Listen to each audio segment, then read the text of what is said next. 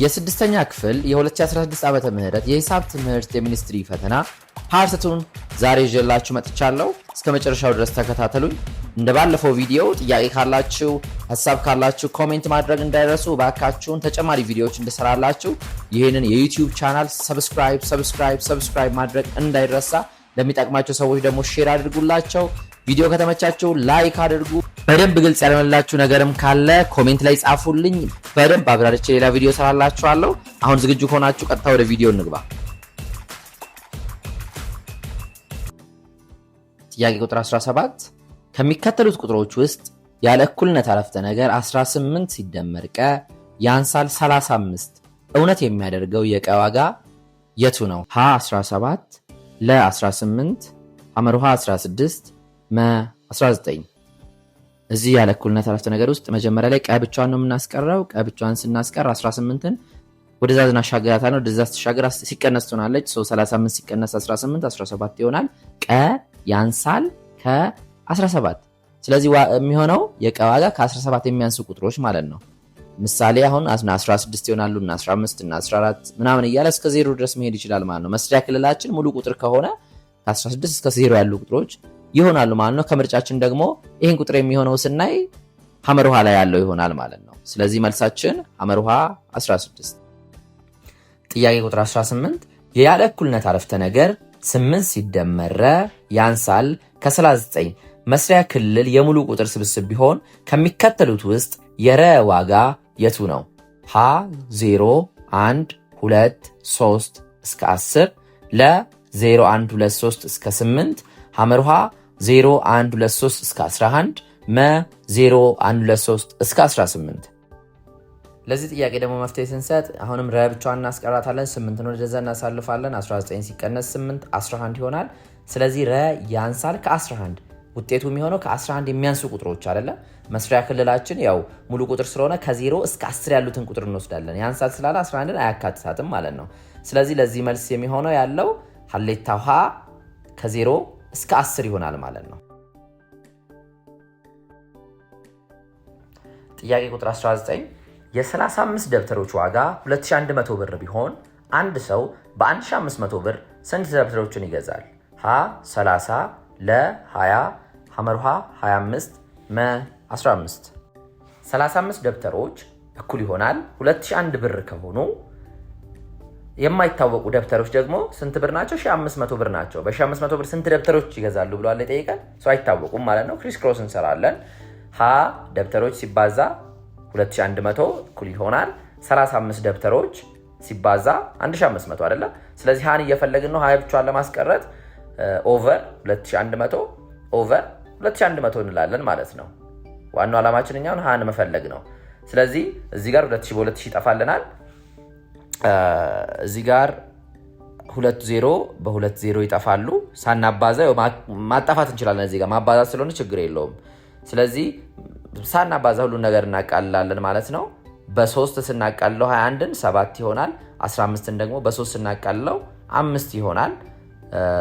እዚህ ጋር ደግሞ በ7 ስናቃልለው 7ን 1 ይሆናል። 35ን በ7 ስናቃልለው 5 ይሆናል። ስለዚህ መልሳችን 5 ሲባዛ 5 25 ይሆናል ማለት ነው። ስለዚህ በ1500 ብር 25 መጽሐፍ መግዛት ይችላል። መልሳችን ሐመርሃ 25። ጥያቄ ቁጥር 20 3 ሰዎች አንድን ስራ በ15 ሰዓት ቢጨርሱት ይህንኑ ስራ 10 ሰዎች ቢሰሩት ስንት ሰዓት ይፈጅባቸዋል? ሀ 50 ለ 4.5 ሐመርሃ 15 መ 30።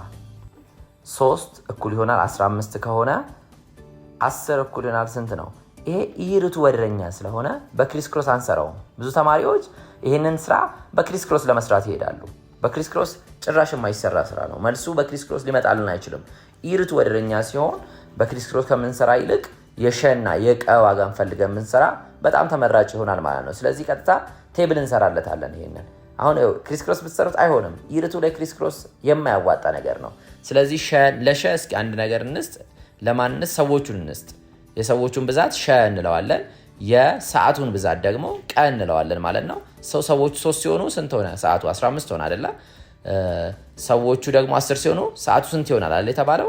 ሀ እንለዋለን። የማናውቀውን ሁል ጊዜ በተለዋዋጭ ነው የምንሰይመው። በሀ እንሰይማለን። አሁን እዚህ ጋር የጠን ዋጋ እንፈልጋለን። ጠ እኩል ይሆናል ምንድነው? ቀሸ አይደለ? ኢርቱ ላይ ርቱ ሲሆን ቀ ኦቨር ሸ ነው። ኢርቱ ሲሆን ደግሞ ቀሸ ነው። ሁለቱም የተሰጡን ቦታ ስንሄድ 3 እና 15 ሰጥተውናል። የጠ ዋጋ ስንት ይሆናል? 45 ይሆናል ማለት ነው። ወደ ሁለተኛውን ሄድና ጠ እኩል ይሆናል ቀ ኦቨር ሸ ላይ አላልንም? ቀን አይደለኛ የምንፈልገው። ስለዚህ ቀ እኩል ይሆናል ጠ ኦቨር ሸ ይሆናል። ቀ እኩል ይሆናል ጠ ስንት አገኘን? 45 አገኘን። ኦቨር የሸ ዋጋ 10 ነው። ስለዚህ ቀ እኩል ይሆናል 4.5 ይሆናል ማለት ነው። ስለዚህ 3 ሰዎች በ15 ሰዓት አንድን ስራ ከሰሩ 10 ሰዎች በ4.5 ሰዓት መስራት ይችላሉ ማለት ነው።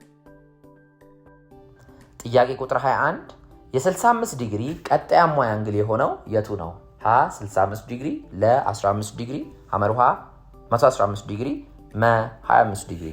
በመጀመሪያ ቀጣያማ አንግሎች የምንላቸው የቶቹ ናቸው የሚለውን ስናይ ቀጣያማ አንግሎች ተደምረው 90 ዲግሪ የሚሰጡን አንግሎች ናቸው። ስለዚህ አሁን ምን እያለን ነው? ከ65 ጋር ተደምሮ ቀጣያማ የሚሰጠን አንግል የቱ ነው እያለን ነው። ስለዚህ ምንድነው የምናደርገው እኛ እዚህ ጋር 65 ዲግሪ ሲደመር ሀ የማይታወቀው ነው እኩል ይሆናል 90 ዲግሪ እንላለን ማለት ነው። ስለዚህ ሀ ብቻዋን ለማስቀረት 65ን ወደዛ እናሳልፋታለን። 65 ወደዛ ስታልፍ ኔጌቲቭ ትሆናለች። ሀ እኩል ይሆናል 90 ሲቀነስ 65። ስለዚህ ሀ እኩል ይሆናል ስንት ይሆናል? 25 ይሆናል። መልሳችን መ 25 ዲግሪ። ጥያቄ ቁጥር 22 በምስሉ ላይ ደ እና ፈ ትይዩ መስመሮች ናቸው። ረ ደግሞ ቆራጭ መስመር ነው።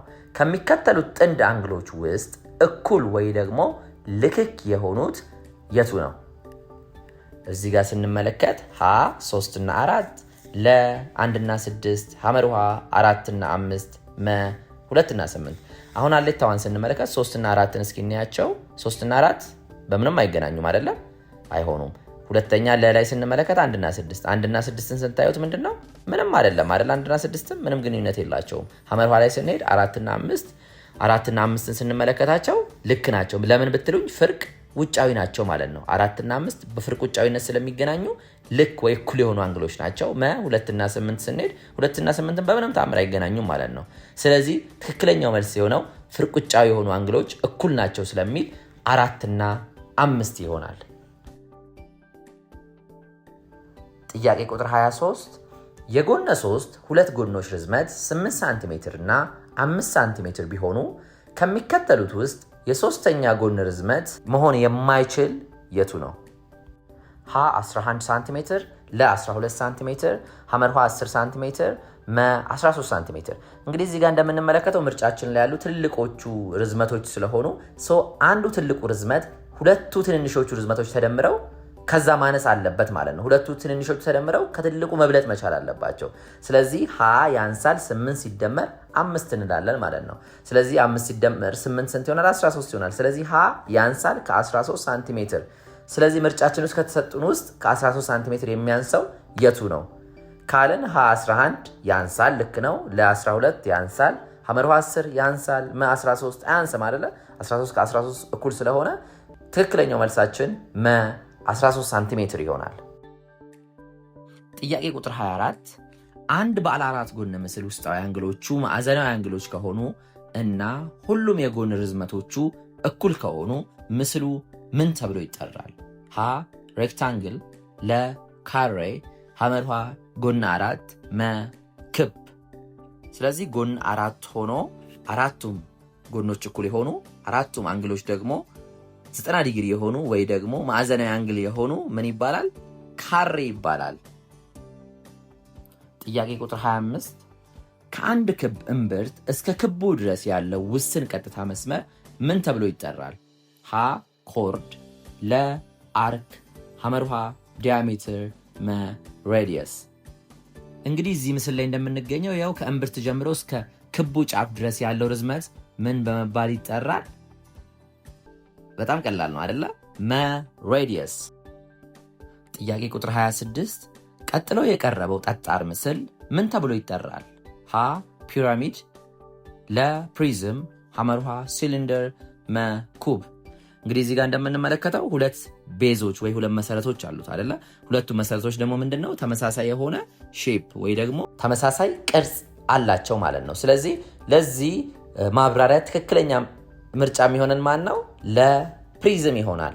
ያው ፒራሚድ አይሆንም። ፒራሚድ አንድ መሰረት ብቻ ነው ያለው። ይሄ ሁለት መሰረት ነው ያለው። ሲሊንደር ደግሞ ሁለት መሰረት ነው ያለው። ግን መሰረቶቹ ምንድናቸው? ክብ ናቸው። አይሆንም። ኩብ ማለት ደግሞ ምንድነው? ካሬ ነው ማለት ነው። ሁሉም ሳይዶቹ ሁሉም ጎኖቹ ካሬ የሆኑ ናቸው። ስለዚህ ለዚህ ምስል ትክክለኛው መልስ የሚሆነው ለፕሪዝም።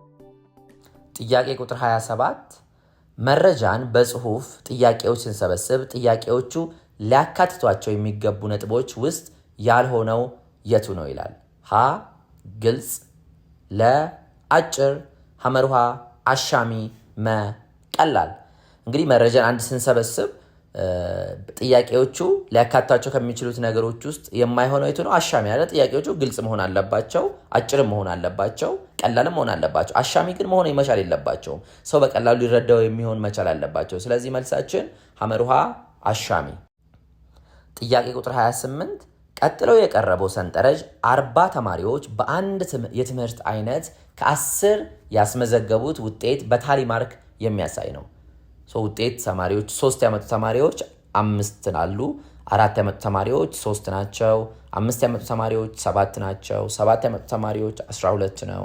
8 ያመጡት 2 ናቸው። 9 ያመጡት 6 ናቸው። 10 ያመጡት 5 ናቸው። ያው ታሊ ማርክ ስላሽ ነገሯ ካለች እንደ 5 እንደምንቆጥረው እናያለን። ያችን በቀላሉ አንደርስታንድ እናደርጋለን። በትምህርቱ ከግማሽ በታች ያገኙት የተማሪዎች ብዛት ስንት ነው ይላል። ሀ 8፣ ለ 15፣ ሐመርሃ 25፣ መ 32። እንግዲህ ከግማሽ በላይ ብለን የምንጠራው ከምንድን ነው? ከ5 በታች አለ። 4 እና 3 ያመጡት ስንት ናቸው እያለን ነው። 3 ያመጡት 5 ናቸው። 4 ያመጡት ደግሞ ስንት ናቸው? 3 ናቸው አለ። 5 ከግማሽ በታች አይባልም። ከግማሽ በታች የሚባለው 4 እና 3 ነው። ስለዚህ 3 ያመጡት 5 ናቸው። 4 ያመጡት 3 ናቸው። ድምራቸው 8 ይሆናል ማለት ነው። ስለዚህ መልሳችን ሀሌታ ውሃ 8። ጥያቄ ቁጥር 29 45 ተማሪዎች ዕድሜያቸውን ተጠይቆ መረጃውን ቀጥሎ በቀረበው ፓቻርት ተተንትኗል። ከተጠየቁት ተማሪዎች መካከል ዝቅተኛ የተማሪዎች ብዛት ያለበት በየትኛው የዕድሜ ክልል ነው? ዝቅተኛው እንግዲህ በዲግሪ የተቀመጠው ዝቅተኛ ዲግሪ ያለውን ታያላችሁ። ዝቅተኛ ዲግሪ ያለው ማን ነው? 70 ዲግሪ ነው አለ። 70 ዲግሪ ላይ ያሉት እነማን ናቸው? 70 ዲግሪ ላይ ያሉት እነማን ናቸው? ከ21 እስከ 25 ዓመት ያሉት አይደለ? ስለዚህ በዝቅተኛው የተማሪዎች ብዛት የተገለጸው ከ21 እስከ 25 ያለው ሐመርሃ ላይ ያለው ይሆናል ማለት ነው። ጥያቄ ቁጥር 30 8 ተማሪዎች ከ15 ያስመዘገቡት የውጤት ደረጃ 9፣ 10፣ 6፣ 6፣ 9፣ 12፣ 14 ነው። የውጤታቸው አማካይ 9 ቢሆን የቀ ዋጋ ስንት ነው? ሀ 9፣ ለ 8፣ ሐመርሃ 14፣ መ 6። እንግዲህ እዚህ ጋር አማካይ ማለት ምን ማለት ነው? አማካይ ተማሪዎች ያስመዘገቡት ውጤት ድምሩ ሲካፈል የተማሪዎች ብዛት አይደለ? ስለዚህ እያንዳንዱን ውጤት እስኪ እንደምራለን። አማካዩ ስንት ነው? 9። 9 እኩል ይሆናል 9 ሲደመር 10 ሲደመር 6 ሲደመር ቀ፣ ያው ቀም የውጤቱ አካል ስለሆነች ማለት ነው። ሲደመር 6 ሲደመር 9 ሲደመር 12 ሲደመር 14 ሲካፈል ለስንት ነው? ስንት ተማሪዎች ነው ብለን ነበረ መጀመሪያ? 8 ተማሪዎች አይደለ? ስለዚህ 9 እኩል ይሆናል እነዚህን ቁጥሮች ሁሉ ስንደምር፣ ስለዚህ ድምራቸው 66 ይሆናል። 66ን ሲደመር ቀ አለው እዛ ጋር ክሪስ ክሮስ እናባዛለን። 9 ሲባዛ 8 ስናረግ 72 ይሆናል። እኩል ይሆናል ያው ቀ ሲደመር ቀ እንዳለ እንዳንረሳ ማለት ነው። ስለዚህ 72 እኩል ይሆናል 66 ሲደመር ቀ። አሁን እዚህ ጋር ቀን ብቻዋን እናስቀራታለን። 66 ወደ 72 ስናሸጋግራ 66 ሲቀነስ ትሆናለች። 72 ሲቀነስ 66 ቀ ስንት ይሆናል? 6 ይሆናል ማለት ነው። ስለዚህ መልሳችን መ 6። አትጠራጠሩ። እነዚህን ጥያቄዎች በመስራታችሁ በደንብ ነው የምታተርፉበት። ምክንያቱም ፈተናው ተመሳሳይ አይነት ፎርማት እየተከተለ ስለሚመጣ በብዙ ትጠቀሙበታላችሁ ብዬ ተስፋ አደርጋለሁ። እንደዚህ አይነት ጥያቄዎች ደግሞ እንዲደርሳችሁ ባካችሁን አሁንም ይህንን ቻናል ሰብስክራይብ ማድረግ እንዳይረሳ፣ ለጓደኞቻችሁ ደግሞ ሼር አድርጉላቸው። ያልገባችሁ ግልጽ እንዲሆንላችሁ የምትፈልጉን ነገር ደግሞ ካለ ኮሜንት ላይ አስቀምጡ። ላይክ ማድረግ እንዳይረሳ። ቪዲዮ ከተመቻቸው ቪዲዮን እስከ መጨረሻ ስላያችሁ እናመሰግናለን። መልካም ጊዜ